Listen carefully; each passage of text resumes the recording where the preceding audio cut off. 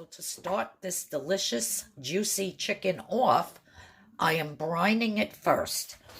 So in my big, gigantic bowl here, I filled it halfway with water.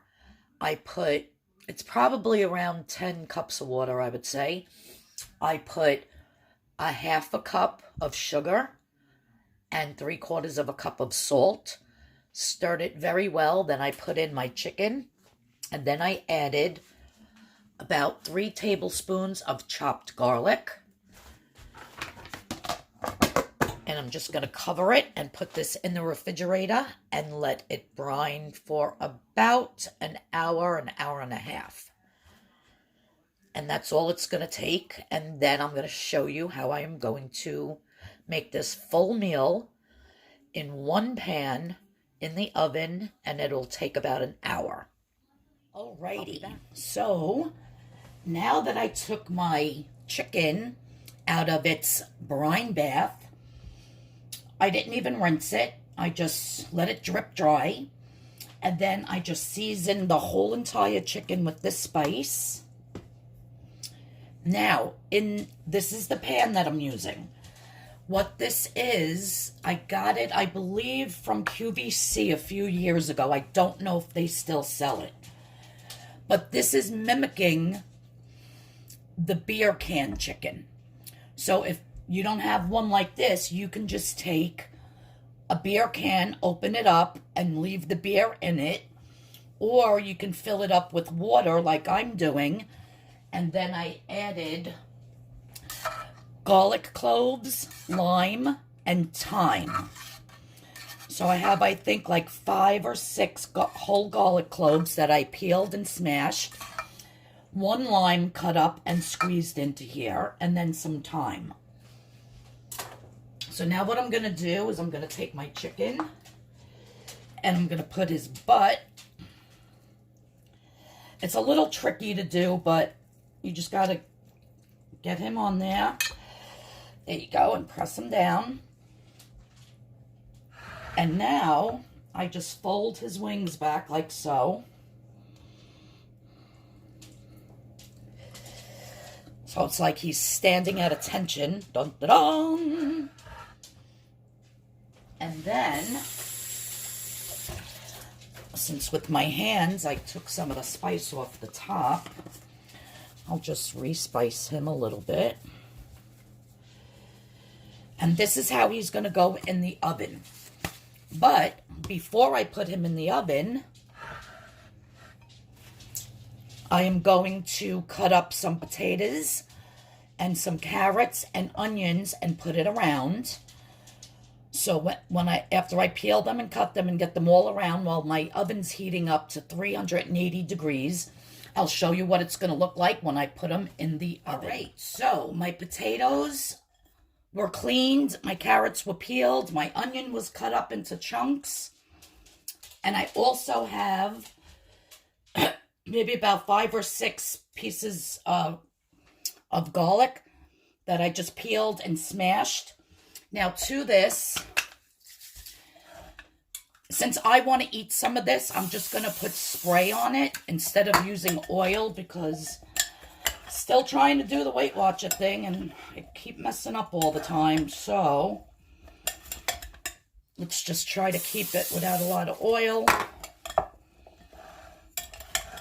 All the fat drippings from the chicken is going to go on this anyhow, but just to make the seasonings stick, that's why I'm doing this. So now, again, I'm just going to use this seasoning like I put on the chicken, which this actually has no salt in it. And it just basically tastes like vegetables. It's got onion, garlic, parsley. I don't know. I don't taste any salt in it, though, when I put it on things. And the reason why I didn't put salt on the chicken was actually because I brined it in the salt. So if I feel it needs salt, I can always add it after it's cooked, you know, when it's on the plate. But I don't want to put salt on it when it was brined in that salted sugar water. All right, so that looks like that's very evenly. Where'd that piece go? Oh, that piece fell.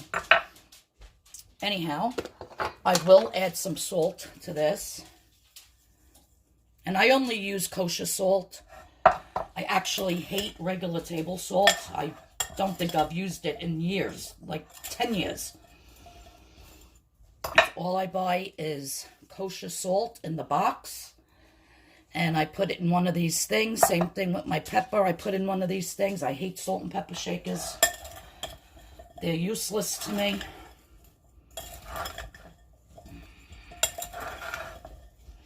There, so that's nice and coated. Now what I'm going to do is take my chicken and just put all of this around. I hope I'm in the frame here, that you can see what I'm doing.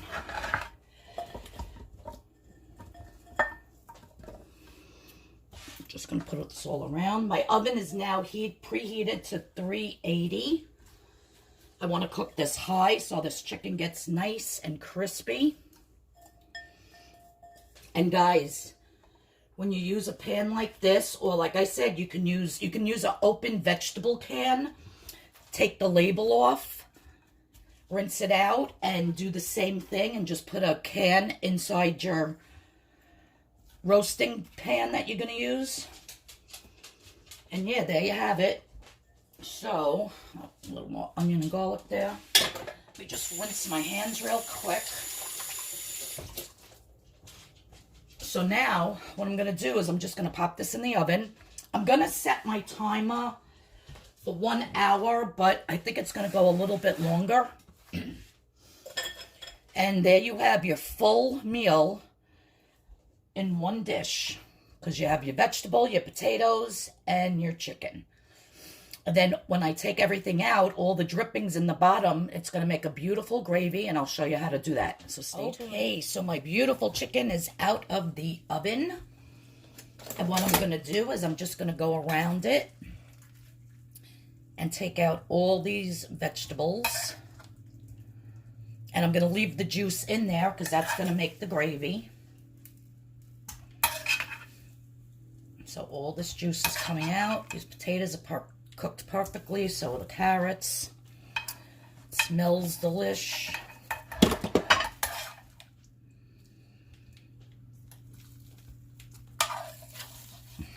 I wish you were here to smell this.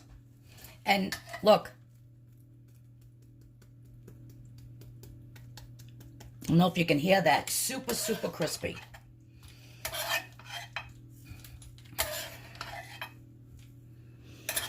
So let's just get all of these out of here.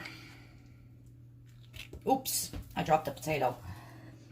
Little, you want a potato? My dog, he's laying here next to me, but he's blind. He'll never find it. He'll be sniffing around for 20 minutes for it. Okay, now in the meantime, I also boiled, for the dog and for the cat, the gizzards that were in a separate bag, which I am going to take some of this juice and put it in the bottom here. There we go. That's the last of it. Oh, nope. Got a hidden carrot back there. Put that off to the side. So now I'm just going to take some of this juice and put it in here. And what you want to do is you want to scrape down everything. Oh, there's another potato. And you want to scrape all this brown.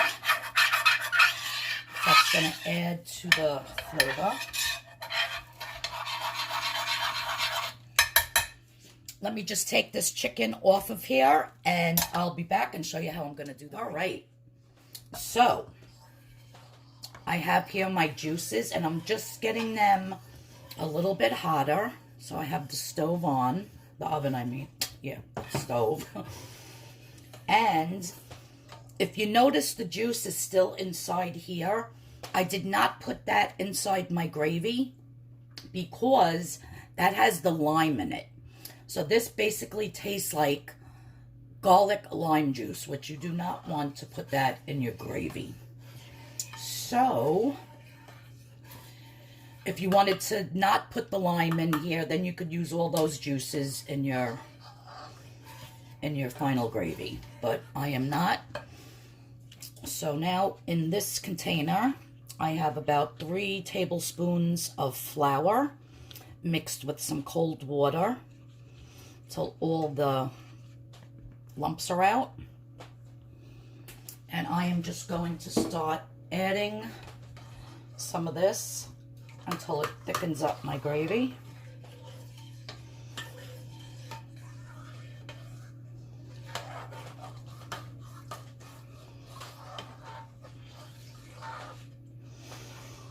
You could have always, if your dish that you cooked your chicken in can't go on the stove top, just pour it into a separate saucepan and heat it up good and do exactly like I'm doing. So to this juice here, I also added like 3 teaspoons of chicken base, and it just, you know, amplifies the flavor a little bit. And then you have your gravy. See how nice and thick that's getting? You don't want to add all this at one time, because depending on how much of your juices you have, you don't want the gravy getting too thick.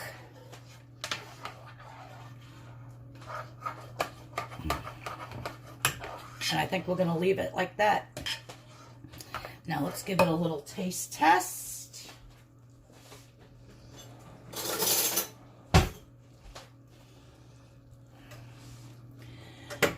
Just shut that off.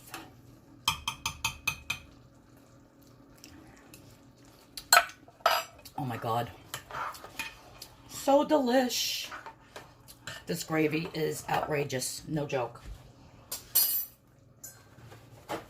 So my next step is to plate everything up, and then I'll show you how it looks. And this is what the hubby's getting for dinner tonight. All right, guys, so there you have it.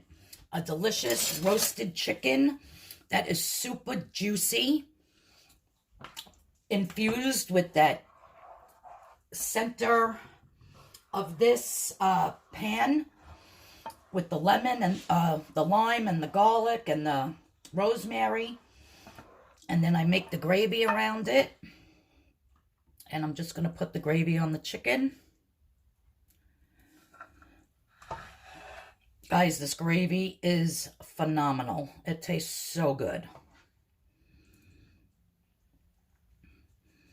And of course, my husband has to have his cranberry sauce when he eats chicken.